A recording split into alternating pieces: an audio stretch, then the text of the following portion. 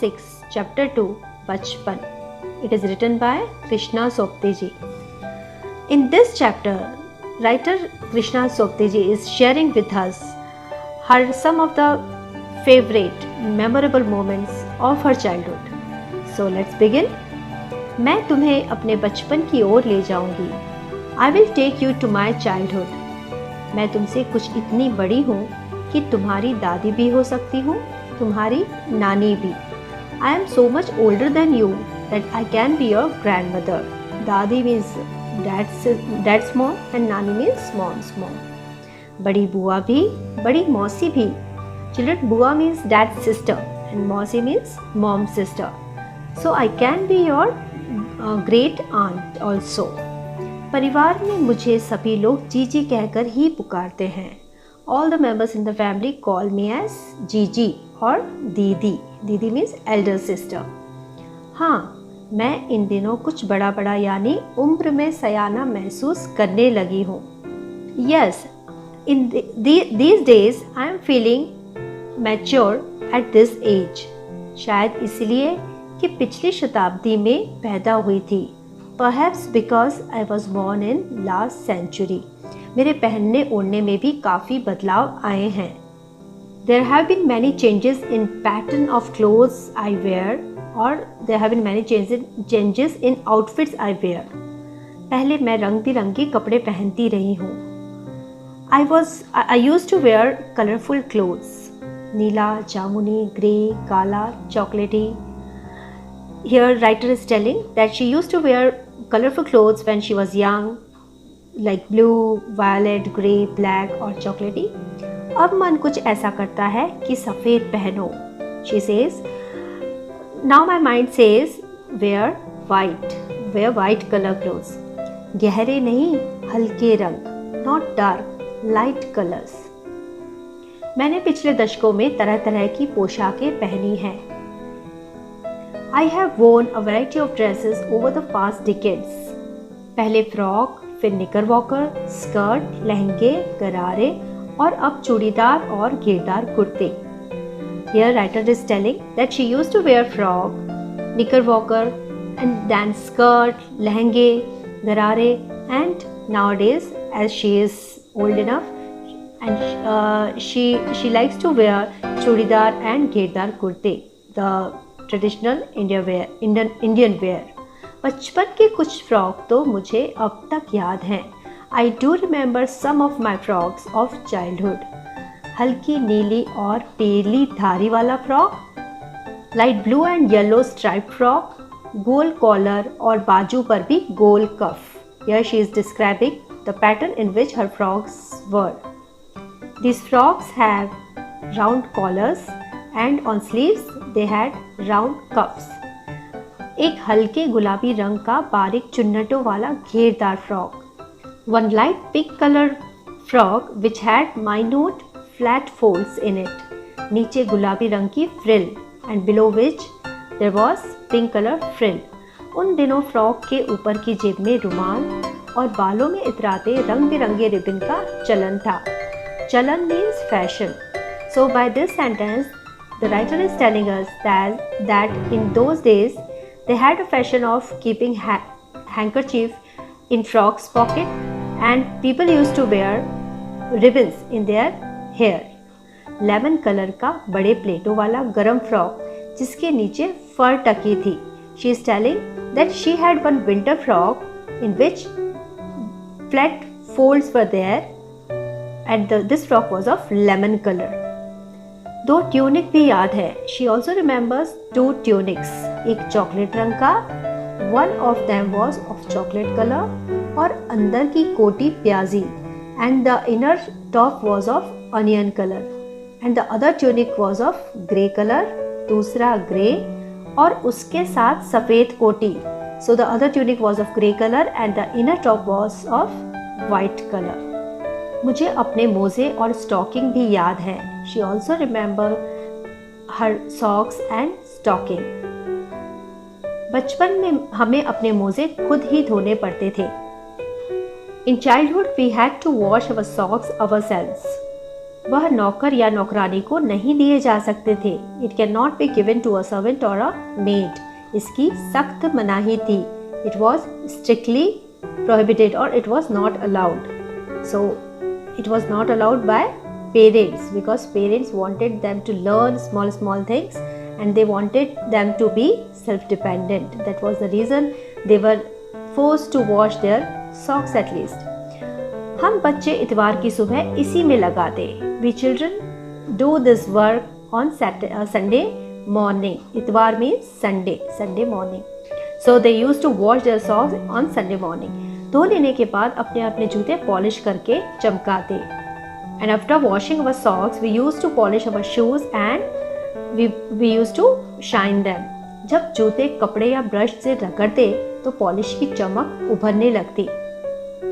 When the shoes were rubbed with a cloth or brush, the shine of polish started to emerge. Children, have you tried any time to polish your shoes? It's really fun. When you apply a little polish and you rub it nicely, it will shine like anything. Now the writer is telling, Sarvar, मुझे आज भी boot polish करना अच्छा लगता है. Here writer is talking to a boy named Sarvar and she is sharing these memorable moments of her childhood to Sarvar and she is telling Sarvar, मुझे आज भी बूट पॉलिश करना अच्छा लगता है. Even today I like to polish my shoes. हालांकि अब नई नई किस्म के शू आ चुके हैं. Although there are new varieties of shoes available nowadays. कहना होगा कि ये पहले से कहीं ज़्यादा आरामदेह हैं. We can say that these are more comfortable than the one which were available at my time. हमें जब नए जूते मिलते उसके साथ ही छालों का इलाज शुरू हो जाता. Here she is telling that these days the shoes which are available are more comfortable and it was not same in her time. And she is telling हमें जब नए जूते मिलते whenever we got new shoes उसके साथ ही छालों का इलाज शुरू हो जाता. And with that the treatment of ulcer would begin. And by this she is telling that in her days whenever they got new shoes they were getting ulcers because those shoes were not that comfortable. जब कभी लंबी सैर पर निकलते अपने पास रुई ज़रूर रखते. Whenever we went for a long walk we kept with us a piece of cotton. जूता लगा तो रुई मोजे के अंदर. Whenever the shoe will hurt we will keep the cotton inside our sock. हाँ, हमारे तुम्हारे बचपन में तो बहुत फर्क हो चुका है. Yes, there has been a lot of difference in our childhood. हर शनिचर को हमें ऑलिव ऑयल या कैस्टर ऑयल पीना पड़ता. On every Saturday we had to drink olive oil or castor oil. यह एक मुश्किल काम था. It was a difficult task. शनिचर को सुबह से ही नाक में इसकी गंध आने लगती. Here the writer is telling that they had to drink on Saturday morning this castor oil or olive oil and they could smell that. They could feel the smell that she was never liking. छोटे शीशे के glass जिन पर ठीक खुराक के लिए निशान पड़े रहते, उन्हें देखते ही मितली होने लगती. Here she is telling that she is telling about the glasses in which she was taking olive oil or castor oil. छोटे शीशे के ग्लास जिन पर ठीक खुराक के लिए निशान पड़े रहते. They were using the small glasses in which there were marks for the doses of oil to be taken. उन्हें देखते ही मितली होने लगती and they start feeling vomiting. Mitli means feeling vomiting. मुझे आज भी लगता है कि अगर हम न भी पीते वह शनिवारी दवा तो कुछ ज़्यादा बिगड़ने वाला नहीं था. Still today I feel that if we would not have tried or if we would not have drink that Saturday medicine, कुछ ज़्यादा बिगड़ने वाला नहीं था. Nothing would have been spoiled. सेहत ठीक ही रहती. Health would have been fine. तुम्हें बताऊंगी कि हमारे समय और तुम्हारे समय में कितनी दूरी हो चुकी है. I would tell you that how much distance is there in our time and your time. यहाँ तक कि बचपन की दिलचस्पियाँ भी बदल गई हैं. Even our childhood interests have been changed. याद रहे उन दिनों कुछ घरों में ग्रामोफोन थे.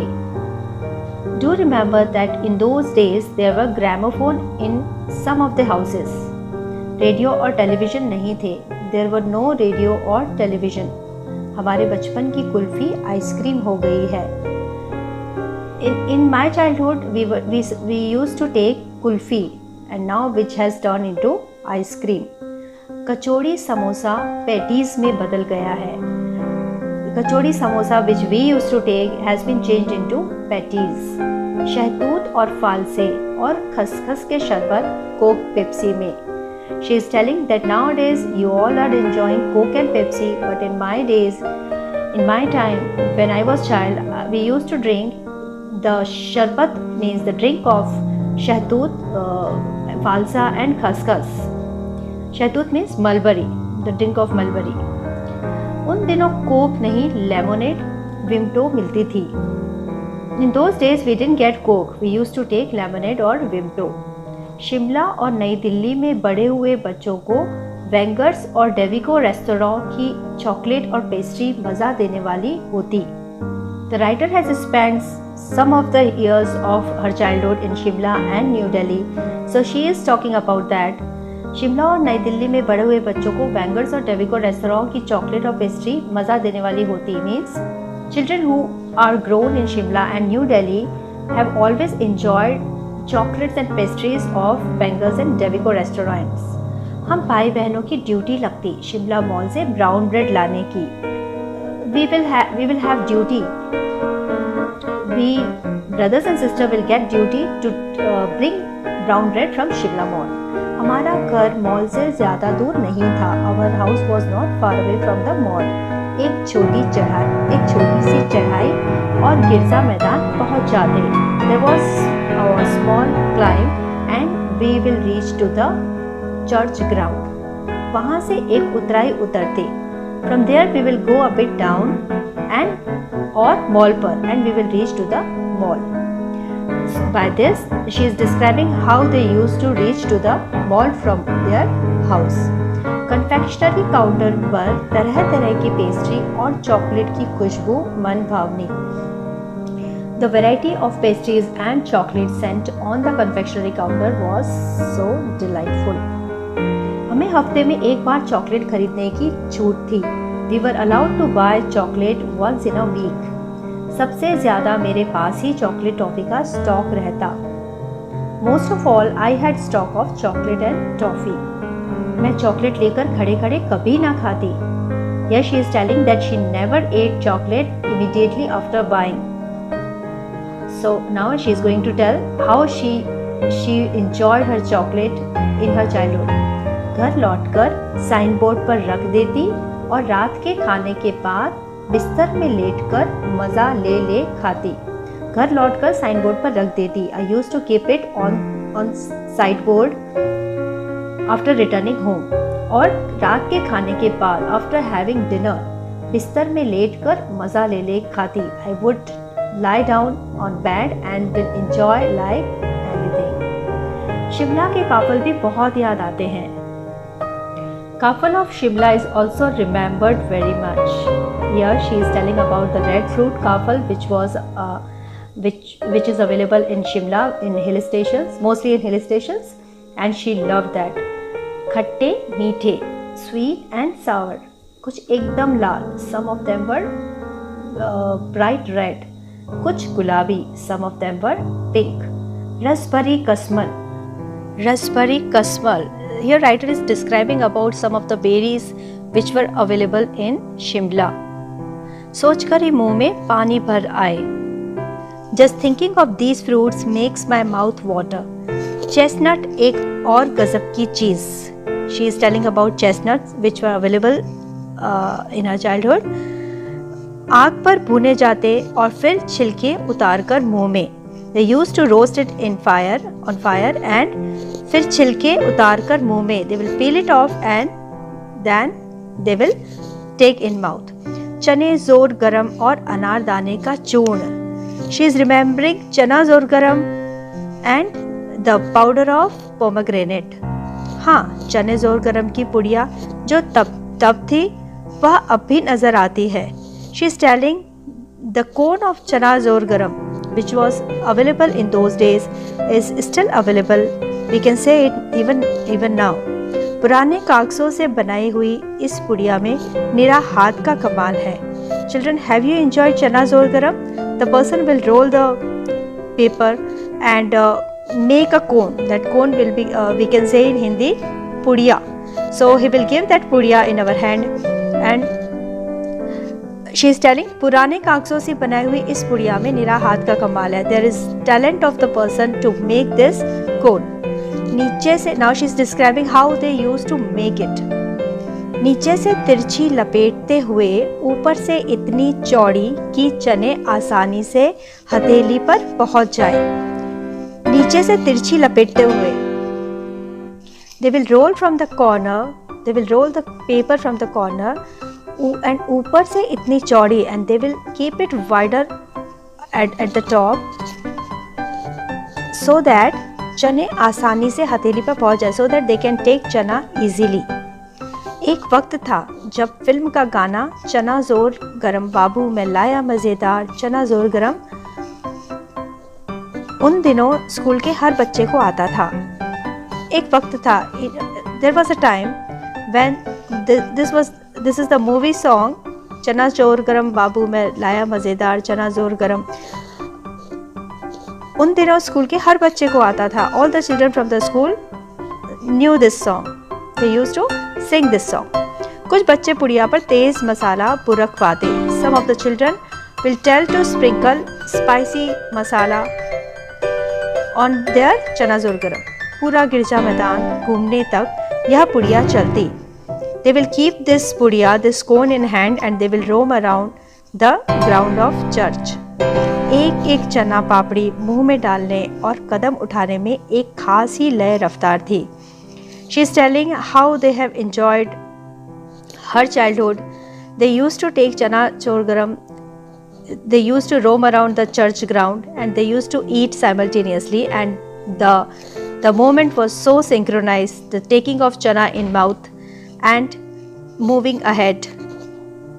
छुटपन में हमने शिमला रिज पर बहुत मज़े किए हैं. We have enjoyed a lot at Shimla Ridge. घोड़ों की सवारी की है. We have enjoyed horse riding. Shimla के हर बच्चे को कभी ना कभी यह मौका मिल ही जाता था. Each and every child would have get this opportunity sometime in Shimla. Each and every child would have got this opportunity in Shimla. हम जाने क्यों घोड़ों को कुछ कमतर करके समझते. She is telling that she doesn't know why they underestimated those horses. उन पर हंसते थे. They used to laugh at them. ननिहाल के घोड़े खूब हष्ट-पुष्ट और खूबसूरत. Those horses were so healthy and beautiful. उनकी बात फिर कभी. Krishna Sopti ji is telling that we will talk about those horses sometime later. शाम को रंग बिरंगे गुब्बारे. Now she is telling us something about the evening of Shimla or the evening which she has enjoyed. शाम को रंग बिरंगे गुब्बारे, the colorful balloons in the evening. सामने जाखू का पहाड़. In front of that there was a mountain of Jakhu. ऊंचा church, high church. Church की घंटियां बजती तो दूर दूर तक उनकी गूंज फैल जाती. Whenever church bells rang, their echoes would spread far and wide. लगता है इसके संगीत से प्रभु यीशु स्वयं कुछ कह रहे हैं. It sounds like Lord Jesus is saying something through this music. सामने आकाश पर सूर्यास्त हो रहा है. Sun is setting in the sky. गुलाबी सुनहरी धारियां नीले आसमान पर फैल रही हैं. Pink golden stripes are spreading in the blue sky. दूर दूर फैले पहाड़ों के मुखड़े गहराने लगे. Means it was getting so dark. और देखते देखते बत्तियां टिमटिमाने लगी. She is describing the scene of sunset. It was getting dark and the lights started shimmering. Ridge पर की रौनक और मॉल की दुकानों की चमक के भी क्या कहने. What to say about the brightness of the ridge and the shine of the shops of mall. Scandal point की भीड़ से उभरता कोलाहल, an uproar from the crowd of Scandal Point.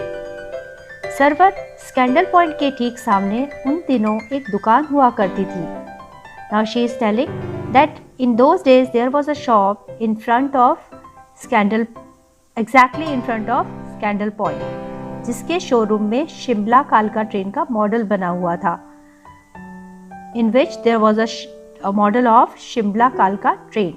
इसकी पटरियाँ, उस पर खड़ी छोटे छोटे डिब्बों वाली train, its tracks and small compartments train standing on it.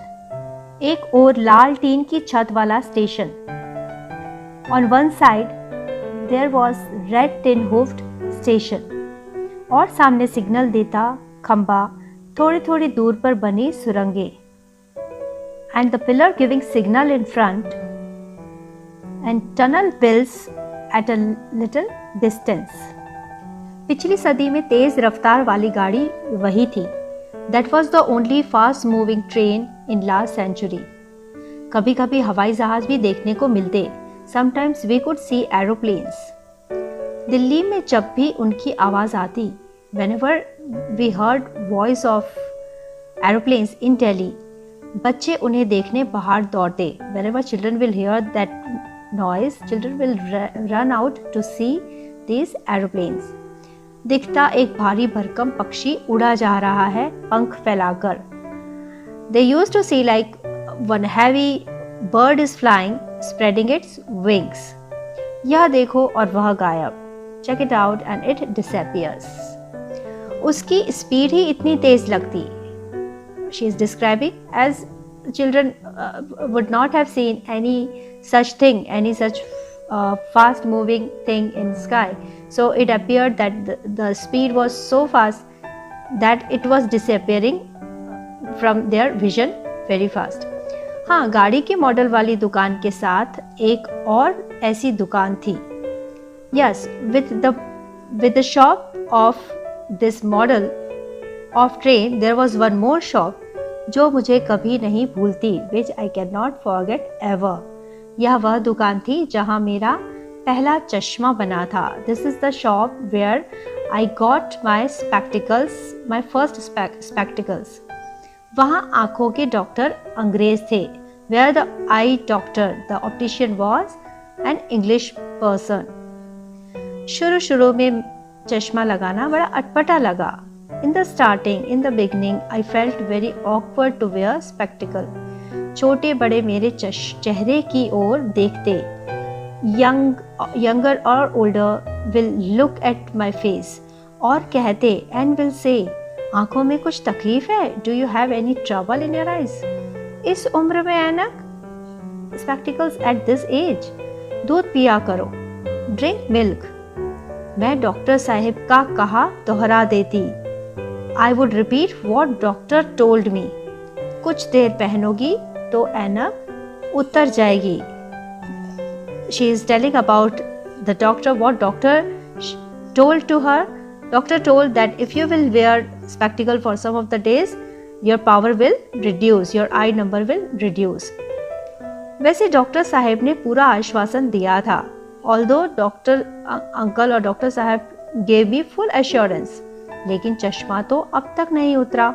But spectacles never, the number of spectacles never went down.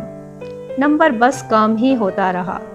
मैं अपने आप इसकी जिम्मेवार हूँ. She is telling she is the only person responsible for that. जब आप दिन की रोशनी को छोड़कर रात में टेबल लैंप के सामने काम करेंगी तो इसके अलावा और क्या होगा. Here she is describing what was the reason of her for getting the spectacles, because she is studying in the lamp light, not in daylight. So she is telling, जब आप दिन की रोशनी को छोड़कर when you leave the daylight and रात में table lamp के सामने काम करेंगी and you will work at the light of table lamp, तो इसके अलावा और क्या होगा. And what else do you expect? हाँ, जब पहली बार मैंने चश्मा लगाया, yes, when first time I wore spectacles, तो मेरे एक चचेरे भाई ने मुझे छेड़ा. One of my cousin brother teased me. देखो देखो कैसी लग रही है. See how she is looking. Her cousin brother made a verse of poem for her and that's what she is going to tell now.